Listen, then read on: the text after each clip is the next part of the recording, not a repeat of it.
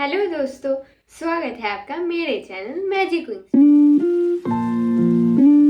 तो कैसे आप सब लोग? मेरा एग्जाम खत्म हो चुका है। सॉरी मैं इतने दिन वीडियो नहीं छोड़ पाई। तो आज हम बनाने वाले हैं गणपति बप्पा, हमारे सबके प्यारे गणेश जी। तो चलिए बनाते हैं। हेलो।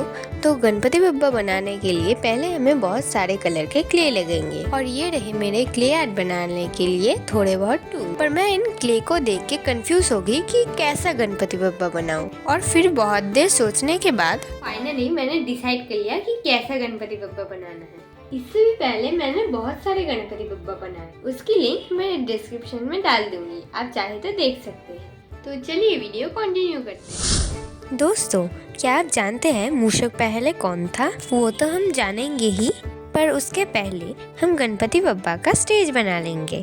तो जैसे कि आप देख सकते हो, यहाँ पे स्टेज बनाने के लिए मैंने बॉटल का कैप यूज किया है। आप चाहे तो थर्मोकॉल भी यूज कर सकते हैं। गणपति बप्पा के पास जो मूषक है, यानी कि उनके वाहन, आप क्या जानते हैं वो कौन है? ज्यादातर लोग ही ये बात नहीं जानते। मूषक पहले एक असुर रहा करता था। बहुत सदियों पहले जब सत्ययुग चला करता था, तब इस ब्रह्मांड में देवता और असुर दोनों ही रहा करते थे। ये कहानी तब की बात है। बहुत सारे असुर वरदान पाने के लिए तपस्या करते थे और भगवान को प्रसन्न करते थे, और भगवान भी प्रसन्न होके उन्हें वरदान दे देते थे। इनमें ही एक असुर का नाम है गजमुखासुर। उसने भी कठोर तपस्या करके भोलेनाथ यानी शिव जी को प्रसन्न कर दिया था। और हमारे शिव जी यानी भोलेनाथ इतने ही भोले थे कि वो गजमुखासुर के तपस्या से प्रसन्न होके उसका एक इच्छा पूरा करने के लिए राजी हो गए थे। तब चालाक गजमुखासुर ने अपनी चाल चली और उसने भोलेनाथ जी से वर मांगा कि कोई भी दैत्य, दानव, पिशाच, मानव या भगवान उसे हरा ना सके, क्योंकि गजमुखासुर अच्छे से जानता था कि अगर वो भोलेनाथ से अमर होने का वर मांगे तो भोलेनाथ उसे साफ साफ मना कर देंगे। इसलिए वो चालाकी से ये चाल चलते हुए भोलेनाथ से ये वर मांग लेता है, और हमारे भोलेनाथ ने भी खुशी खुशी गजमुखासुर को ये वरदान दे देता है। गजमुखासुर तो मन ही मन ये सोच के खुश हो रहा था कि अब वो अमर हो गया, क्योंकि देखा जाए तो अब ना भूत, पिशाच, दानव, मानव या देवता कोई भी उसे हरा नहीं सकता। यही सोच के वो मन ही मन बहुत खुश हो रहा था। और भोलेनाथ ने भी उससे वचन लिया था कि वो कोई मानव या देवता को और परेशान नहीं करेगा। चालाक गजमुखासुर भी भगवान को ये वचन दे देते हैं, पर वो ठहरा असुर। वो कहाँ अपनी बात रखने वाला था, और वही हुआ जिसका डर था। इतनी शक्तियाँ पाके गजमुखासुर तो मानो पागल हो गया। उसका घमंड सातों आसमान छूने लगा। वो खुद को देवता के समान सोचने लगा।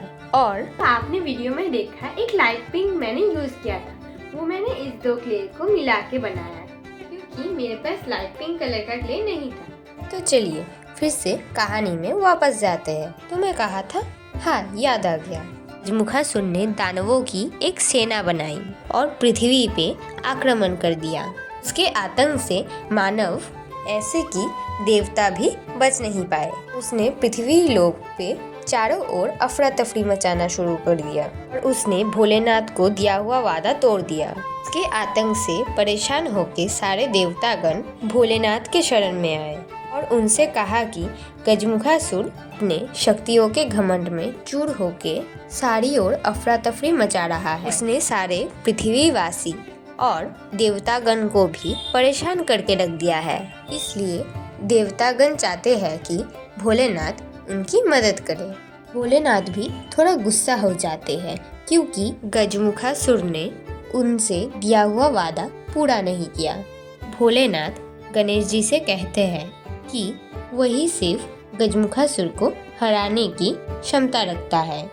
ये बात सुन के तो सारे देवतागण हैरान हो गए, ये सोच के कि इतने बड़े बड़े असुर और देवता भी उस गजमुखासुर को हरा नहीं पाए, तो एक बच्चा यानी गणेश जी क्या ही कर लेगा। पर वो देवतागण नहीं जानते थे कि गणेश जी के पास कितनी क्षमताएं हैं। तो उनका बॉडी रेडी हो चुका है, अब हम उनके डिटेलिंग कर लेंगे। तो देखिए दोस्तों, स्टोरी बताते बताते हमारे गणेश जी इतने रेडी हो चुके हैं। तो चलिए फिर से कहानी में वापस जाते हैं। क्योंकि गणेश जी एक बच्चे थे, इसलिए सारे देवतागण भोलेनाथ से कहते हैं कि एक बच्चा यानी गणेश जी कैसे एक बड़े असुर को हरा सकता है। इसके उत्तर में भोलेनाथ देवतागण से कहते हैं, जैसे कि भोलेनाथ ने गजमुखासुर को वरदान दिया था कि कोई भी इंसान, देवता, दानव, पिशाच कोई भी गजमुखासुर को हरा नहीं सकता। पर गणेश जी का सर है हाथी का, यानी एक पशु का, और उनका धड़ है मानव का, इसलिए वो ना ही मानव हुए और ना ही कोई पशु। इसलिए वरदान के मुताबिक वो गणेश जी को हरा नहीं सकता। ये बात सुन के सारे देवतागण भी गणेश जी को मर्त्यलोक भेजने के लिए राजी हो गए और उनको भरोसा हो गया था कि गणेश जी ही सिर्फ उनको बचा सकते हैं। गणेश जी भी निकल जाते हैं गजमुखासुर को वध करने के लिए। मर्त्यलोक में पहुंच के गणेश जी देखते हैं कि चारों तरफ अफरा तफरी मची हुई है। ये देख के तो वो गुस्सा हो गए और गजमुखासुर को लड़ाई के लिए ललकारने लगे और गजमुखासुर को चिढ़ाते हुए बाहर आने के लिए कहा। गजमुखासुर भी गणेश जी की ये बातें सुन के बाहर आ गया। गजमुखासुर गणेश जी को देखते ही जोरों जोरों से हंसना शुरू हो गया, क्योंकि उसे लगता था कि एक बच्चा उसका क्या ही बिगाड़ लेगा। पर गजमुखासुर ये बात नहीं जानता था कि गणेश जी बहुत ही शक्तिशाली है। गणेश जी गजमुखासुर से कहता है कि वो गणेश जी से युद्ध करे। गजमुखासुर भी युद्ध करने के लिए राजी हो गया था, क्योंकि उसे लगता था एक बच्चा उसे कभी भी हरा नहीं पाएगा और वो कुछ ही क्षणों में उसे खत्म कर देगा।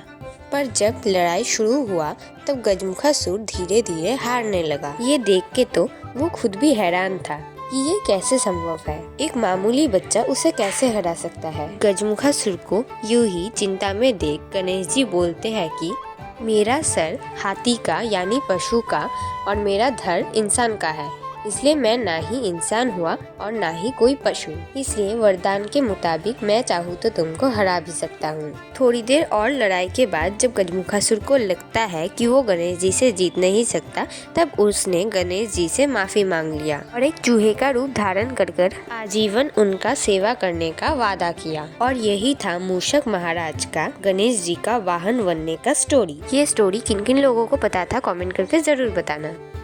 तो मेरे गणेश जी जो है वो रेडी हो चुके हैं। आइए फाइनल लुक देखते हैं।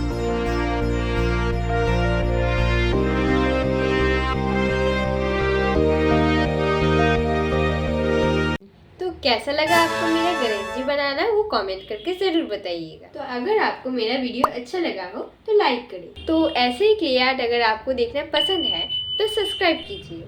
आज के लिए बस इतना ही। टाटा।